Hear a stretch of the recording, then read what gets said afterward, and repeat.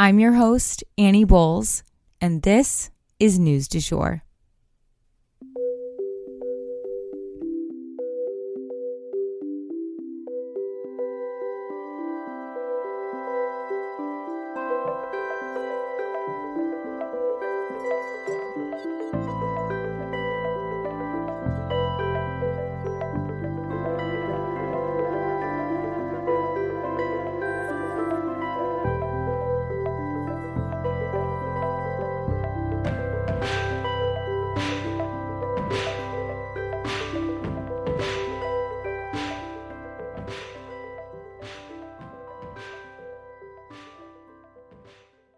Welcome to News du Jour. You may be wondering, why am I, Annie Bowles, here hosting this podcast? I usually start by telling people I'm a political baby. You see, my parents met working on Capitol Hill. By the time I was 2, I had been in my first political commercial and even got lost crawling around the West Wing. Don't worry, Al Gore found me. My family then moved abroad when I was 9, and I attended an international school in Brussels with kids from all over the world. And it is this type of global perspective that I also bring to our show. I graduated from American University in DC after studying political science and art history, as well as interning on both sides of Capitol Hill. I even interned down the hall from where my parents met. I'm now pursuing a professional certificate in journalism at NYU in conjunction with Rolling Stone magazine. I guess I was always that friend in the group who cared deeply about not just what was going on politically, but also globally. I often kept my own friends informed through high school and into young adulthood, so I guess I've always done a version of this show. I'm genuinely passionate about following the news, and I'm here to break it down for you guys every weekday. We always strive to be a calmer space to get your news. Or, as one listener put it, like getting your news from a well-informed bestie. I'm so glad you're here. Hi, guys. I feel like we have so much to talk about on today's episode. So, like I promised, we will be going over the final Republican primary debate between Ron DeSantis and Nikki Haley, as well as touching on Trump's town hall that went on simultaneously. I will give you guys my overall impression as well as some details that stood out to me in these events. That said, we do have an important mini story to start off with and an important Red Sea update. Turns out yesterday's episode where we went over the timeline of events in the Red Sea was extremely timely. So let's jump into all of this before we go for the week.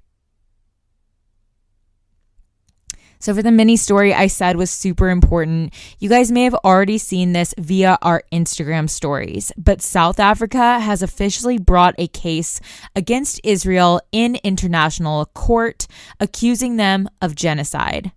This is something that we are going to be following closely.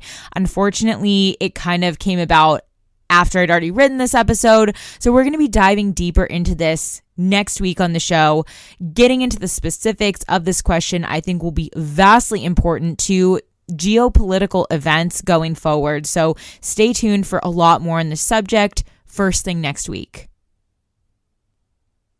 So for our first longer story today, like I said, we are going to be covering a big update when it comes to the violent events in the Red Sea. So it turns out that our episode yesterday was extra timely. You know, we got this timeline broken down for you guys just in time as the U.S., little did I know, was going to be attacking the Houthis in the Red Sea. If you're still not really sure what's going on in the Red Sea to do with these rebels from Yemen, please go back and listen to yesterday's episode as it has a full breakdown of this issue. It's a piece to this puzzle that's kind of going under the radar. And when I say this puzzle, I mean like geopolitical events.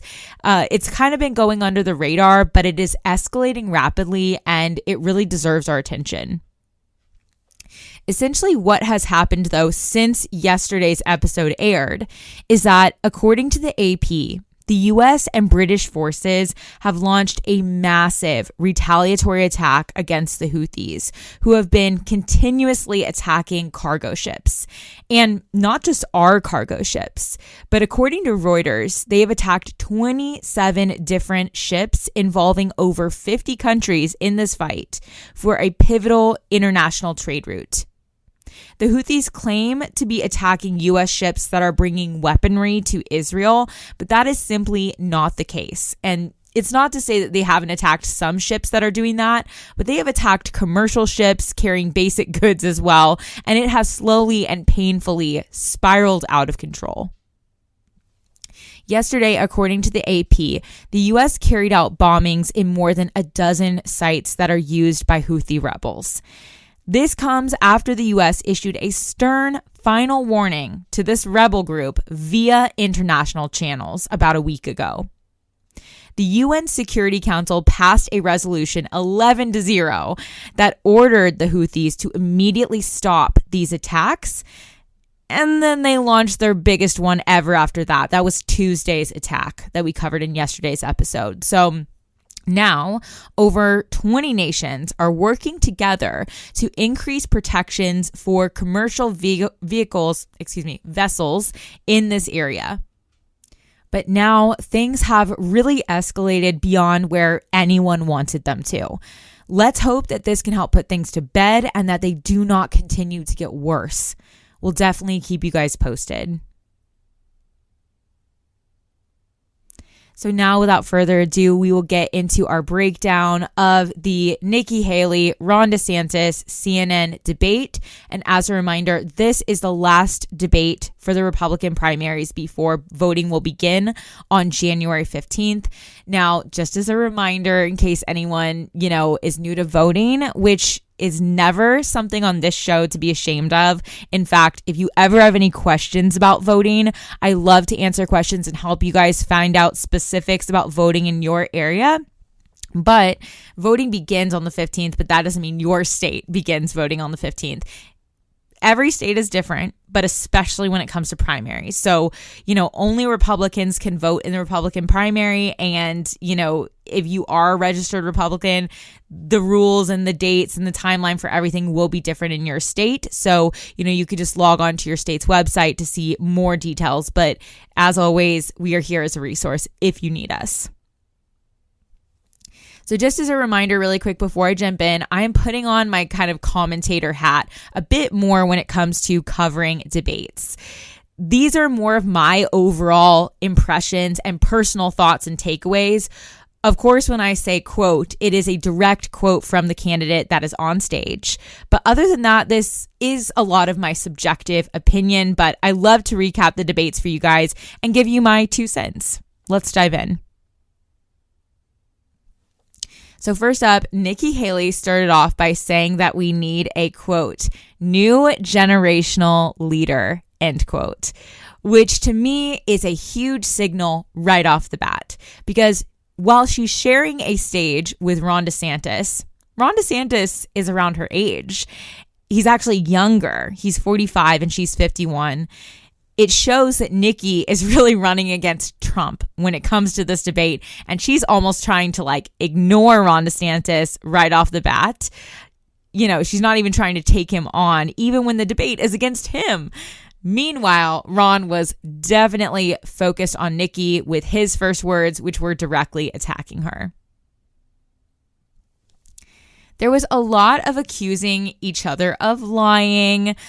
I know this is not surprising and nothing new for debates in general, but for some reason it felt more cumbersome or more frequent or just, I don't know, something about the accusing the other of lying was just really like a ping pong match for this particular debate. Nikki was actually directing people to a website entitled DeSantisLies.com. And the way she kept bringing it up and saying DeSantisLies.com, go to DeSantisLies.com. At first I was like, okay, this is an interesting tactic, where she has a website where she can spell all this out for people.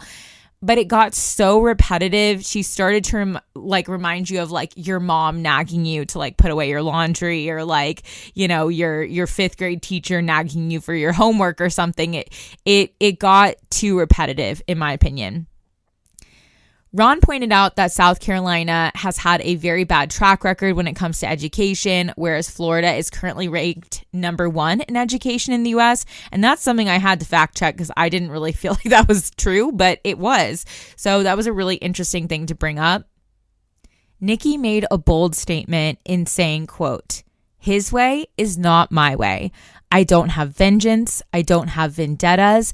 I don't take things personally. For me, it's very much about no drama, no whining, and getting results and getting it done," end quote. Throughout the entire conversation, too, both candidates sort of hung their hat on the fact that Trump said he wanted to build a wall and didn't get that done. I think that's a very concrete and very, physical, visible thing to point to show that Trump didn't get what he said he was going to get done. So that was very interesting that both, were sort of attacking him for that. And even the commentators were bringing that up in conversation.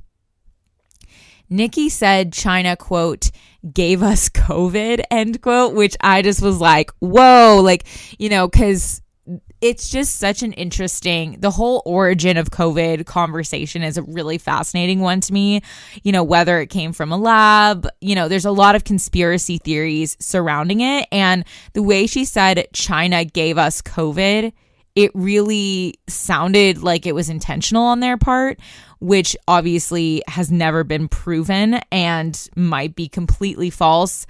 But it was a really interesting thing to kind of assert in that particular language. So it's just something I took note of. DeSantis claimed that he banned China from buying land in Florida. And this is something I haven't actually fact checked. But I recently found out how much, especially farmland, China is buying up here in the U.S. And that is a really alarming trend. So, if DeSantis was ahead of the game in that and banning China from buying land in Florida, I think that's a really interesting move and something that kind of would further his point that he can be tough on China. On inflation, Nikki said both Republicans and Democrats have contributed to this. She said, quote, "It's time to have an accountant in the White House," end quote. She said she wants to balance the budget in the U.S. and stop the spending. So this is obviously a criticism of Congress more than anyone else. On immigration, Ron said that Biden had let too many people in and that they, quote, "all have to go back," end quote. Nikki said that she would, quote, "catch and deport," end quote. So they're kind of on the same page when it comes to immigration.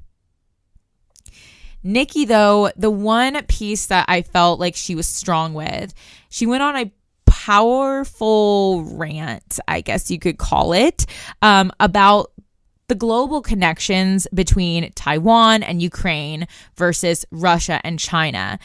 And she was really on this roll when she was talking about this. The woman was on point. The crowd cheered her on after she finished about this, and I think she really demonstrated how knowledgeable she really is when it comes to international relationships. And that's honestly a skill set that we really need right now, maybe more than ever. And then lastly, Ron called Nikki a, quote, "carbon copy of what Biden is," end quote, which of course was on a more specific subject. It was, in terms of spending.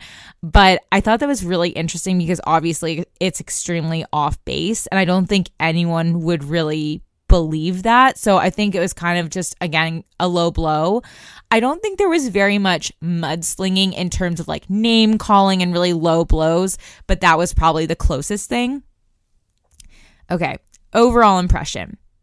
The stage was a lot more quiet without Vivek Ramaswamy on it, but that didn't stop these two from bickering like school children and constantly, you guys, accusing one another of lying.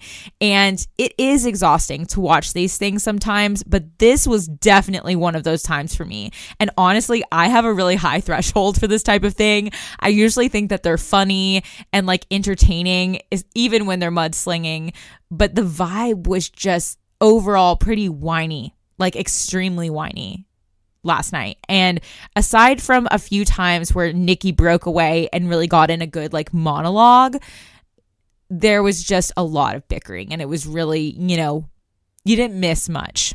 Overall, I think Ron dragged Nikki down to his level a bit. Okay, so before we go for the weekend, I am going to touch on what happened simultaneously to this debate, which was Trump's Fox News town hall. So the main takeaway that I really wanted to talk to you guys about today when it comes to Trump's town hall on Fox News was that he really tried to address the idea that he would be seeking retribution. So what does that mean? Well, Nikki Haley has been talking a lot about what sets her apart from former President Trump. And what she really hangs her hat on is that she is more even-keeled, more level-headed, and less focused on getting revenge on political rivals or going on rants about how she's been, slighted by people. So the more that Trump kind of bemoans how he's been wronged by the Democrats and the justice system, it kind of plays into her hands. But that's not really who showed up at this town hall. Complaining, whining, vengeful, angry Trump was not on the stage.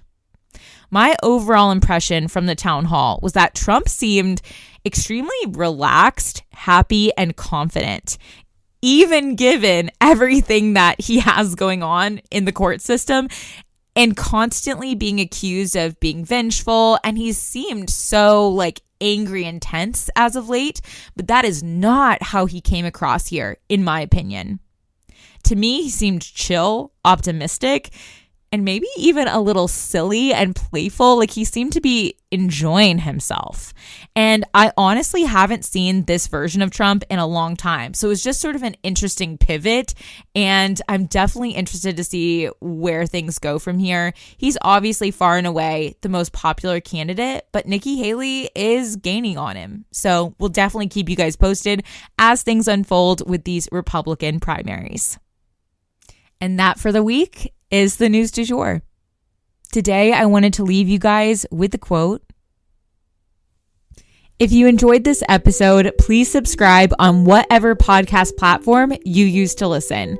A rate and review on that platform or a shout out on social media would mean the world to us and help us to be able to keep creating the news du jour and reach more people who need a calmer space to consume the news.